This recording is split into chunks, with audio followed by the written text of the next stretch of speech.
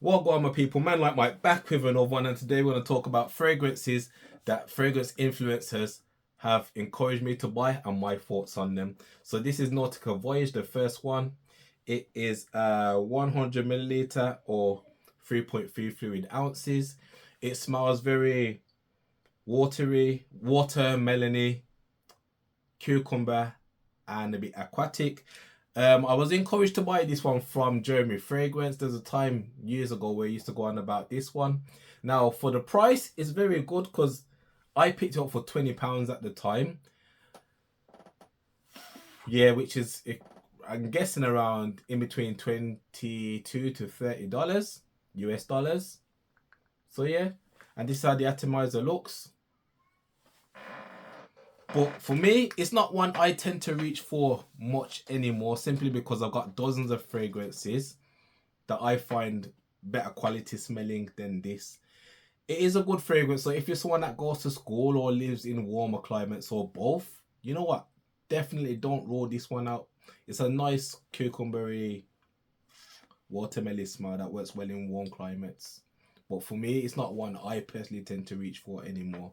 The second one I'd go on to is Chanel Allure Homme Sport Eau Extreme.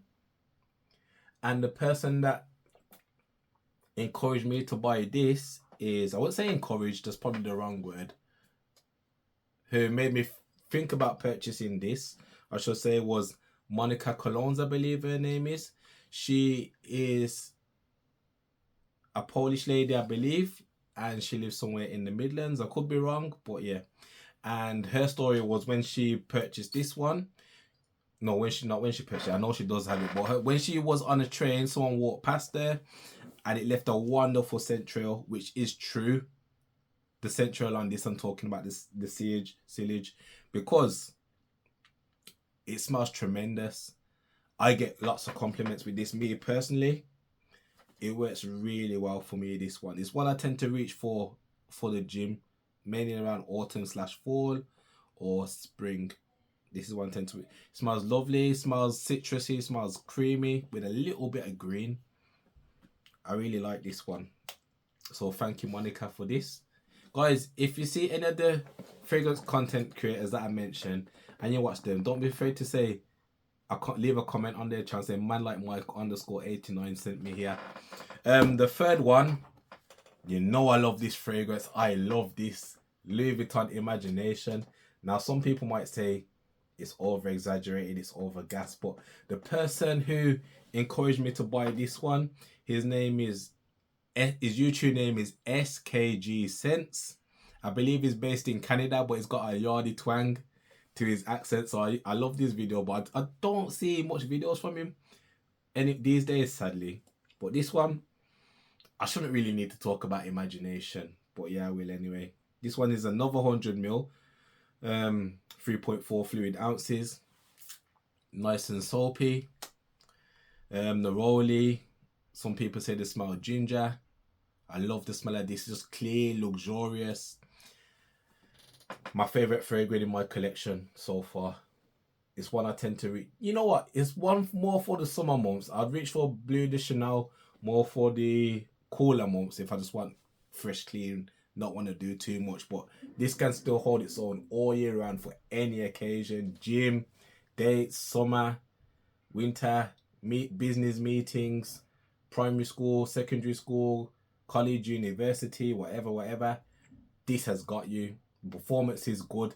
And I remember one time I was watching his YouTube video. It said it lasted on him about 10 hours. Now for me, I get roughly the same as well. I get compliments with this. Not as much as Chanel Allure Homme Sport Eau Extreme, but I still get compliments with this. It is a great fragrance. I love this one. And it's a magnetic cap as well. You know what? I need to move on because I could talk about imagination all day. There's one thing on here. It's got a stick. Yeah. When you turn it upside down, you can see the stick. But it also looks a bit transparent. So it's interesting how Louis Vuitton manages that. So yeah. Next one. Maison Crivelli Oud Maracuja. Now the story behind this is very interesting. So I was supposed to go and buy Louis Vuitton Ombre Nomad. Now the day I went to buy Ombre Nomad, I went in there, and in all honesty, I weren't too happy with the customer service I got from there. I felt like I was judged, like to say, "Oh, who are you?" Like, I was in a tracksuit basically. I was in a black work tracksuit, and then I went in there. I had a successful Christmas. I wanted to treat myself to something. I went in there, and the impression I got, like, you can't afford this fragrance. You're just asking me questions to waste my time, because I was asking questions around batches, and then the one was like, yeah, you're just wasting my time. I got other people to sell. But I genuinely went in there to purchase Ombre Nomad. In the end, I didn't feel like a valued customer, so I personally walked out. I don't want to cause no trouble for anyone, but that was my personal experience. So I ended up going downstairs, where I got much better customer service, and I purchased Oud Maracuja instead. Also saved £100 in the process. However, this is a 50ml bottle, 1.7 fluid ounces. I love the spray of this. You have to go light with it though, because this can fill a room. Like, I usually wear 2 sprays, so one there, and I'm good. Yeah, who encouraged me to get this one? I'll say TJ Talks Sense. Even though we know he loves these Angel Share, there was a time where we was talking about Oud Maracuja quite a bit as well. TJ Talks Sense, I don't really need to say much. I'm sure you know who he is, based in London. Yeah, doing fantastic things. Yeah, smells a bit passion fruity, and it's a playful oud. So if I'm looking playful oud, this is one I would tend to reach for. And I'm not disappointed that I own this one. However, at the time when I was in Selfridges, I did like the smell of Oud Stallion, but they never had it in stock, so I ended up purchasing this, and I'm not mad at it. It's one that is mainly for the cooler weathers, but if you're light with the sprays, you may can get away with this in spring, in summer, all year round, in fact. Yeah, just be mindful of the sprays though. But this is a nice playful oud with passion fruit. I love this one. Now for me, last but not least, if I was to recommend one to you, it would be this. Yeah, go out and try it. If you can afford it, you can afford it. If you can't, you can't. Just don't break the bank. Don't get into debt for something you can't afford. Mine will be this. So it'd be Torino 21, Xerjoff Torino 21, and Maison Crivelli Gentle Fluidity Silver. Now, some people will say that the mint's too strong for on their skin for Torino 21. That's where this comes into play, to kind of soften it out. Yep.